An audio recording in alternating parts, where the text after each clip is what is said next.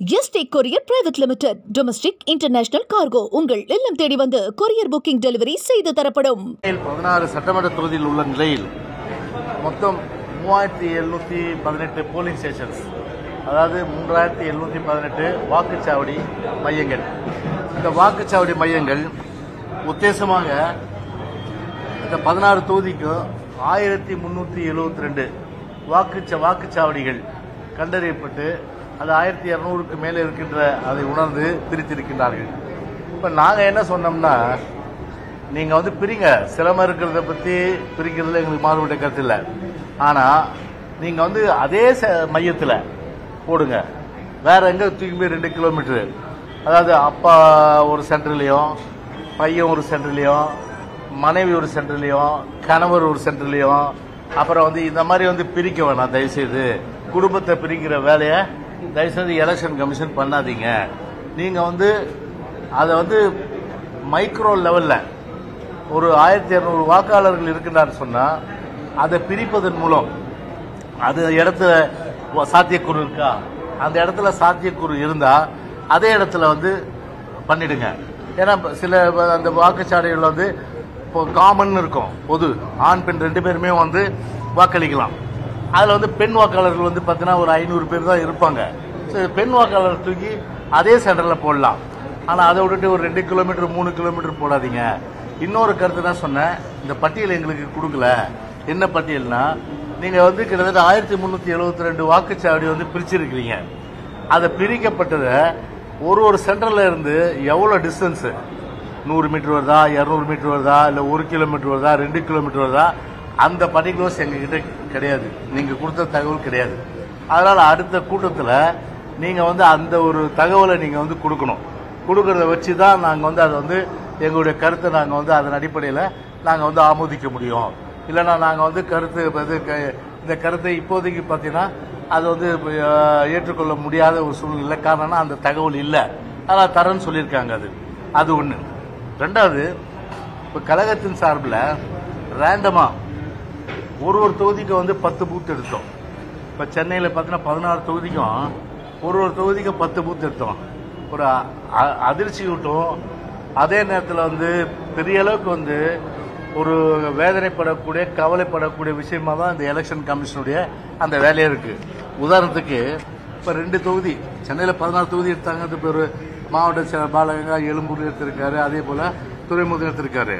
இப்போ திருவிக நகர் ராயபுரம் எடுத்தீங்கன்னா, ராயபுரத்தில் 570 பேர் 10 பூத்தில், நான் சொல்றது 10 பூத்து ரேண்டம் எடுத்தது பாகத்தில் 507 பேர் இறந்தவர்கள் அது லிஸ்டில் இருக்காங்க. இன்னும் 10 பூத்தில் 507 பேர் இருக்காங்க.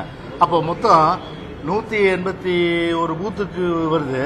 அப்போ எவ்வளோ பேர் இருப்பாங்க இறந்தவங்க? அதை கொஞ்சம் யூகிச்சு பாருங்க நீங்கள். அதை வந்து எலெக்ஷன் கமிஷன் ஒரு சிம்பிள் வேலை. அது கார்பரேஷனில் டெத் சர்டிஃபிகேட் இருக்கு, அந்த டெத் சர்டிஃபிகேட்டை வாங்கிட்டு நீங்கள் வந்து நீக்க வேண்டியது தானே. அதில் அந்த பிஎல்ஓட்ட சொல்லி ஒரு ஃபார்ம் 7 கொடுத்து அந்த வீட்டில் போய் செக் பண்ணி இந்த மாதிரி வந்து இது நீக்கணும், அவன் செத்துட்டது சர்டிஃபிகேட்டில் இருக்குது, உண்மை தானே. ஆனால் அவங்க உண்மை சொல்லப்போ செத்தவன் உயிரோடு இருக்கணும் சொல்ல போகிறாங்க, வீட்டில் சொல்ல மாட்டாங்க. அதை வந்து உடனடியாக வந்து கார்பரேஷனை செய்யலாம். இந்த 507 பேர் 10 பூத்தில் இருக்காங்களா பார்த்துங்க. அப்புறம் 998 பேர் அட்ரஸஸ் வந்து அவங்க யாருன்னே தெரியாது. 998 பேர் ஒரு தொகுதியில், நான் சொல்றது ராயபுரத்தில் மட்டும் 998 பேர் அவங்க அட்ரஸே இல்லை. அது வந்து லிஸ்ட்ல இருக்குது. எப்படி இருக்கு பாருங்க. அப்புறம் 42 பேர் வந்து டபுள் என்ட்ரி. இது வந்து ராயபுரத்தில் வந்து இருக்கிற நிலவரம். திருவிக நகரில் பார்த்தீங்கன்னா அப்போ வந்து மொத்தம் வந்து பார்த்தீங்கன்னா இறந்தவர்கள் வாக்கு வந்து பார்த்தீங்கன்னா 223. அதே போல் டபுள் என்ட்ரி வந்து 32. அதே போல் வந்து அன்னோன் அட்ரஸ், விலாசமே தெரியாதவங்க இருக்கவங்க 132. இப்படி இருந்தால் எப்படி இருக்கும் சொல்லுங்க? ஒரு குளறுபடியான வந்து வாக்காளர் பட்டியலை வச்சுட்டு ஒரு இந்திய தேர்தல் ஆணையமோ மாநில தேர்தல் ஆணையமோ சென்னை மாநகராட்சியை நடத்தினா அது எந்த விதத்தில் நியாயம்? அதனால் இது முழுக்க பார்த்தீங்கன்னா 100% அளவுக்கு ஒரு டிரான்ஸ்பரண்டாக ஒரு வெளிப்படைத்தன்மையோட அந்த பட்டியல் இருக்கணும்னு சொல்லிட்டு அதை வலியுறுத்தியிருக்கோம். கண்டிப்பாக வந்து அது செய்வாங்கன்ற நம்பிக்கை இருக்குது. நாங்கள் என்ன பண்ணுவோம், இவங்க செய்யலைன்னா கோர்ட்டுக்கு பொறுத்தவரை வேறு வழியில், அதாவது நீதிமன்றத்துக்கு போகிறதுக்கு தான் இந்த மாதிரி விஷயங்கள்லாம் நாங்கள் வந்து எடுத்திருக்கோம். ஏற்கனவே இந்த டீட்டெயில்ஸ் எல்லாம் 16 தொகுதியிலும் சரி தமிழ்நாட்டில் எல்லாம் கன்சாலிடேட் பண்ணி election commission of India, state election commission, அதே போல் வந்து மாவட்ட தேர்தல் ஆணையர் இவங்க எல்லாருக்குமே அதை அனுப்பியாச்சு. ஸோ அப்படியாவது வந்து இவங்க வந்து அது விழிப்போடு இருந்து நாங்கள் சொல்கிற இந்த மாதிரி இந்த டிசீஸ்டு அன்னோனு ஷிஃப்டடு இதெல்லாம் வந்து நீக்கிறதுக்கு உண்டான அந்த ஏற்பாடு பண்ணால் நல்லா இருக்குன்னு சொல்லியிருக்கோம். எப்பவும் சொல்லிட்டு தான் வந்துடுறோம். இந்த காலை வாங்கி இந்த காலை விட்டுடுறாங்க. அடுத்த கூட்டத்தில் இதை தான் சொல்லுவோம். என்ன நடக்குது? ஒன்றும் நடக்கிறது இல்லை. கத்தின்னு தான் இருக்கிறோம். ஒரு வேலையும் ஆக மாட்டேங்குது.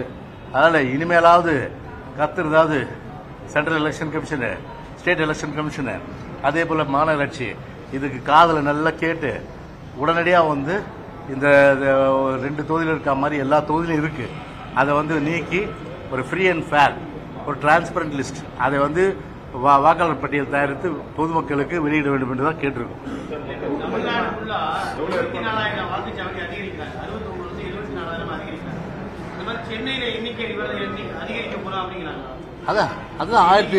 அதாங்க மொத்தம் 3718ங்க. நான் ஏற்கனவே சொன்னேன்ல, தெளிவாக சொன்னேன். ராமச்சந்திரன் கொஞ்சம் கவனிக்கல நினைக்கிறேன். 3718 வந்து டோட்டலாக சென்னையில் 16 தொகுதியில் இருக்குது. அதில் வந்து 1372 பிரிக்க போகிறாங்க. நாங்கள் அதான் கேட்டேன், நீங்கள் பிரிங்க.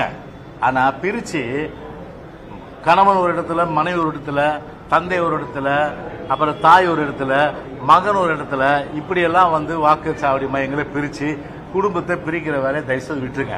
ஒரே சென்டரில் எல்லாருமே வாக்களிக்கிற மாதிரி பண்ணுங்க. அப்படி தவிர்க்க முடியாத அந்த சென்டரில் இல்லைன்னா பக்கத்தில் வந்து எவ்வளோ மீட்டரில் நீங்கள் பண்ணீங்க, ஒரு 5 கிலோமீட்டர் போனால் யாரும் ஓட்டு போடுவா? அப்போ வரமாட்டாங்க கண்டிப்பாக.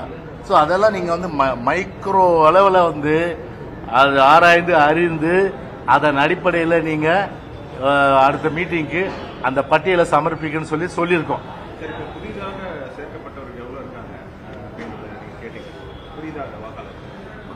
மொத்தம் பாரு, மொத்தம் வந்து அதெல்லாம் கமிஷன் சொல்லுவார். நான் கமிஷனர் தான் நானே. நான் வந்து வாக்குச்சாவடி வந்து பிரிக்கிறேன்னா நியாயமாக பிரிக்கணும். அப்புறம் வந்து பார்த்தீங்கன்னா வந்து டெத்து, ஷிஃப்டடு, மிஸ் மேட்சிங்கு இதெல்லாம் வந்து கூடாதுன்னு தான் நான் சொல்ல முடியும். மீதி ஸ்டாட்டிஸ்லாம் அவர் சொல்லுவார். இருந்தாலும் அவங்க கொடுத்த ஸ்டாட்டிஸ் நீங்கள் கொடுத்ததுதான் நான் சொல்லிடுறேன். மொத்தம் வந்து வாக்காளர் எண்ணிக்கை சென்னையில் மட்டும் 40,15,878. 40 லட்சம், சாரி மன்னிக்கணும், 40,15,778. ஆண் வாக்காளர்கள் வந்து 19,70,279. பெண் வாக்காளர்கள் வந்து 20,44,323. அப்புறம் வந்து பார்த்தீங்கன்னா இதர வாக்காளர்கள் வந்து 1,776. மாற்றுத்திறனாளி வாக்காளர் எண்ணிக்கை வந்து 10,736. இதில் ஆண்கள் 6,961, பெண்கள் வந்து 5,631, இதரர் வந்து 7. 85 வயதுக்கு மேற்பட்ட வாக்காளர்கள் வந்து 81,047. இது ஆண்கள் 41,286, பெண்கள் வந்து 39,755, இதரர் வந்து 6. ராணுவத்தில் பணிபுரியும் வாக்காளர் எண்ணிக்கை 564, ஆண்கள் 483, பெண்கள் 81. போதுமா? இது வந்து கமிஷன் சொல்ல வேண்டியது என்ன சொல்ல வச்சிட்டீங்க. தேங்க்யூ. வேற என்ன? இது வந்து ஆக்சுவலா வந்து it is not a state election commission. அது நீங்க சொல்றது நேஷனல் எலெக்ஷன் கமிஷன் தான். அது தம்பி ராமச்சந்திரன், அது எலெக்ஷன் கமிஷன் ஆஃப் இந்தியா தான் டிசைட் பண்ணோம். இது வந்து பார்த்தீங்கன்னா ஒன்லி பார்த்தீங்கன்னா வந்து அந்த வாக்குச்சாவடி பிரிக்கிறது தான் அந்த வேலை வந்து இவங்க பண்ணுவாங்க. இவங்க வந்து ரத்து பண்றது பண்ணாதெல்லாம் இவங்க வேலை கிடையாது. அது எலெக்ஷன் கமிஷன் ஆஃப் இந்தியா. வேற கேள்வி இல்லைல்ல?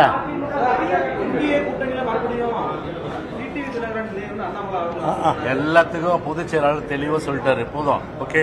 Yesterday courier private limited. Domestic international cargo உங்கள் இல்லம் தேடி வந்து கொரியர் புக்கிங் டெலிவரி செய்து தரப்படும். என்றும் உங்களுடன் மை இந்தியா. முக்கிய செய்திகளை உடனுக்குடன் தெரிந்து கொள்ள சப்ஸ்கிரைப் பண்ணுங்க, பெல் பட்டனை பிரஸ் பண்ணுங்க. என்றும் உங்களுடன் மை இந்தியா.